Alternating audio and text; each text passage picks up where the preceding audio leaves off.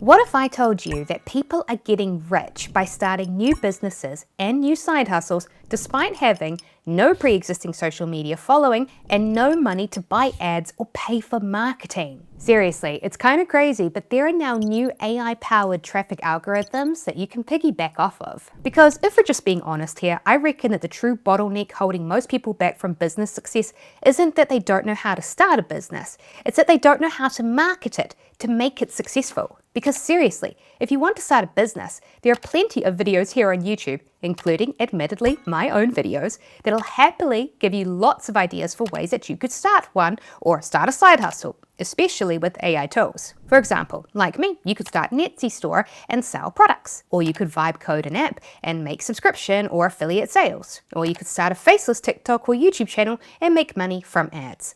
But here's the thing, most people aren't stuck for ideas for businesses.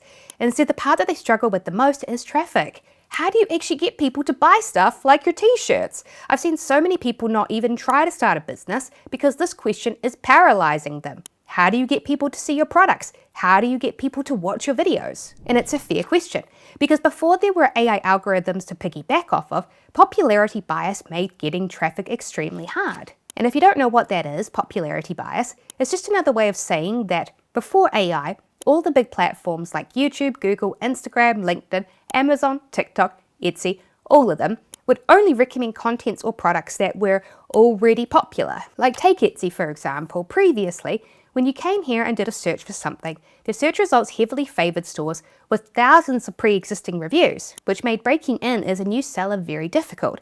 Because let's say that you created a new Etsy print-on-demand store selling fun t-shirt designs. Well, since your store was new and it had no reviews and no sales, Etsy wouldn't recommend it to anyone. But you think about it, without Etsy recommending your store to anyone, it meant then that it also never had a chance to get those reviews or to get those sales. Essentially, it was an impossible chicken and egg situation. Without traffic, you can't get popular. But the only way that you can get popular is if you were given traffic. And so you only had two real ways to get around this problem. One way was to already be rich and to have a lot of money so that you could spend it on paid ads to force sales and force popularity. Or another way was to already have a big social media following yourself on one platform, like say on Instagram, and direct your followers to go and watch your videos on other websites, like say YouTube, to force popularity on there. But now everything has changed, because new AI traffic algorithms have, in my opinion, made getting traffic much easier, even if you are a new content creator or you are a new store. And to understand why, to keep things interesting, let's use YouTube as our example this time, since they recently released a research paper confirming that Google's AI is now integrated into its recommendation algorithm. And this has been making a huge difference. In YouTube's old algorithm, if you released a video on a new account with no followers, it would get no views, so YouTube would not share it since it was not popular. So it would die immediately. But now, when you release a new video on a new channel, Google's AI will use its artificial intelligence to scan your video. It will try to figure out who out of their 2.8 billion users might want to click on your video and watch it. And it will select a small group of test viewers, and it'll put that video in front of them in their homepage and video recommendations to see if they will click on it or not. There is a name for this process, and it's called test impressions. And here is the crucial part. If during this test phase, people scroll past your video and don't click on it, YouTube's algorithm will stop recommending it. But if people from your test cohort do actually click it and enjoy it, your video moves up to the next phase. The AI will now expand your test group to a bigger group of people, and it will show your video to these people, recommending it to them on their homepage as a video that they might like to watch. And if those people click it and actually watch it, then the AI algorithm will keep expanding it, showing it to more and more people. And this is why getting traffic is now well and truly, in my opinion, on easy mode. Because YouTube's AI algorithm now does this for every single video. Every video now has a fair chance to go viral. And it doesn't matter if you, the creator of that video, has no social media following. And it doesn't matter if you have not paid for ads. Every video that is now released on the platform has a chance to go viral for free. Which means that starting a successful YouTube channel is no longer gatekept to people who already have a following or who can pay for initial traffic. It's game-changing. And actually, there is a technical name for this type of algorithm if you're nerdy like me, and it's called a multi-armed bandit recommendation algorithm. TikTok, I believe, was the first to really push this out, and it worked because it's a genius system. Because one of the previous problems with the old algorithm system of showing popular content or popular products to people was that it would be a bit fatiguing for users. They'd see the same products, the same videos, or the same content creators over and over again, and they'd get bored. So test impressions are a huge win-win. They allow all the big content platforms and marketplaces like Etsy, Instagram, X, TikTok, Amazon, Facebook, Google, all of them use their own version of a multi-armed bandit AI recommendation algorithm. This lets them find fresh new content creators and fresh new products to promote. For example, on Etsy, it'll do this by artificially boosting products it's testing on their app and homepage personalization results page and within their search results. And if you want to see this in action, you can check out my case study where I opened a new Etsy store selling print-on-demand clothes focused on dogs that I designed with AI tools. And within 2 weeks of launching that store, despite it having no reviews and me not using any social media to promote it, I got 2 sales fast by piggybacking off of Etsy's multi-armed bandit AI algorithm. So yeah, this is the best strategy I reckon right now for getting free traffic to your new business venture. Pick your favorite platform, then pick a niche to target, then try your best to create the best contents or products within the niche, and then let the AI algorithm test it and find your audience for you. That's it. And actually, speaking of my stores, that reminds me of today's video sponsor, me. Yes, as my subscribers know, I am super picky with sponsors since there are so many shady ones, so if I fail to find a trustworthy sponsor for a video, I'll just sponsor it myself, which is what I'm doing today to let you know that if you were not aware, I have a free ebook which shares the 6 steps that I use to build my successful AI print-on-demand stores. So if you'd like to get a copy of my free ebook, I'll include a link to it in the video description below. Plus, I also have a program called the ECOMM Clubhouse where I share in-depth tutorial videos along with my exact AI prompts and workflows that I am using in my business. And as a bonus, if anyone signs up for my free ebook today, as a special thank you, I will give all new readers an optional one-time coupon that lets you join the ECOMM Clubhouse for 7 days for just $1.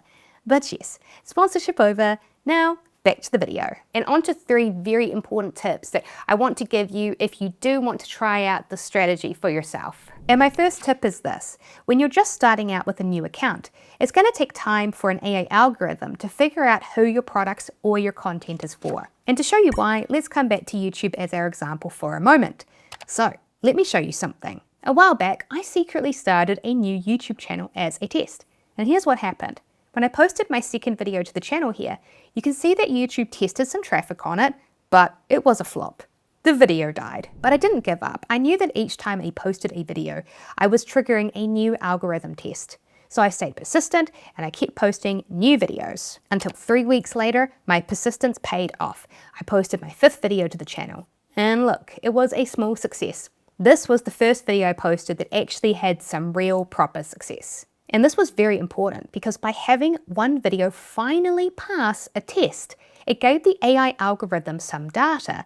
It now knew who my videos should actually be shown to. So guess what it did? It went back and tested my old videos on this new audience that it found, and it worked. That second video that I had posted weeks ago that had flopped now got tested on this new group of viewers that the algorithm found, and it went viral within them, monetizing my channel. But here's the thing, right? I could have posted 100 videos, and if all of them were bad or boring to watch, none of them would have ever passed the test impression phase, and all of them would have flopped, since people would have quickly turned them off after watching the first few seconds of them. So, persistence is not enough. Your videos or your content still needs to actually be good enough for people to click it, buy it, read it, or watch it when it's shown to the right group of people. Although I can imagine a lot of you are now thinking, okay, Sarah, I thought you said that getting traffic was now on easy mode, and coming up with good content or products people want to watch, buy, and click on, well, that sounds hard, which is fair enough. So I'll tell you what, I've found that it's much easier to create products or content that people want if you focus on low competition niches. So to keep things interesting in this video, let's pick a different business as our example this time.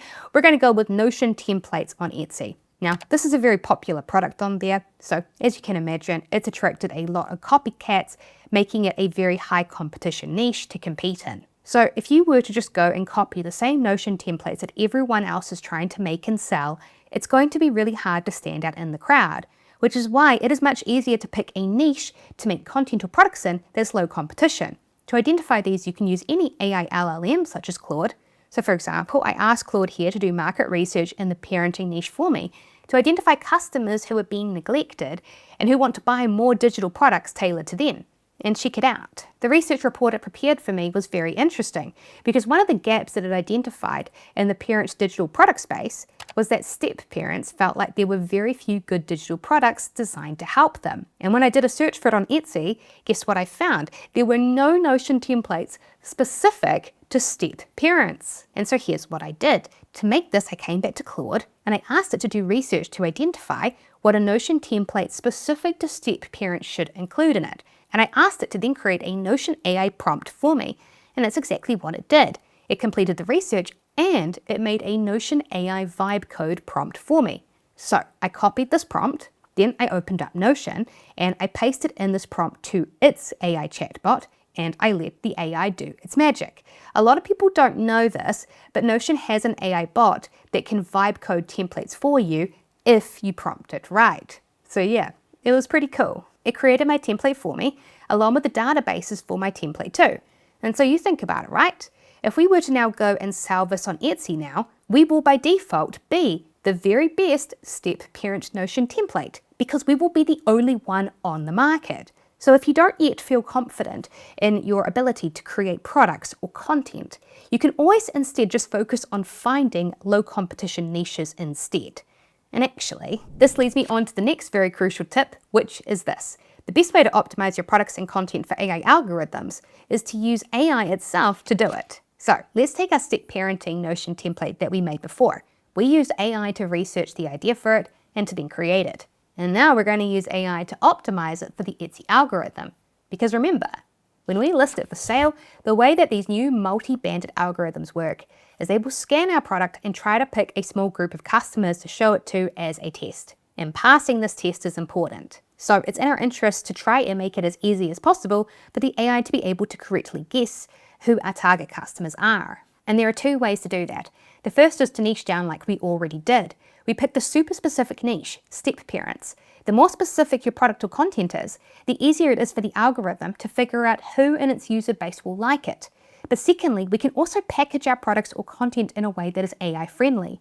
So to do that for this Notion template, we can come to an LLM like ChatGPT, Gemini or Claude like I've done here, and get it to write our title and description in a way that makes it easy for an AI algorithm to understand who it's for and to maximize our chances of success.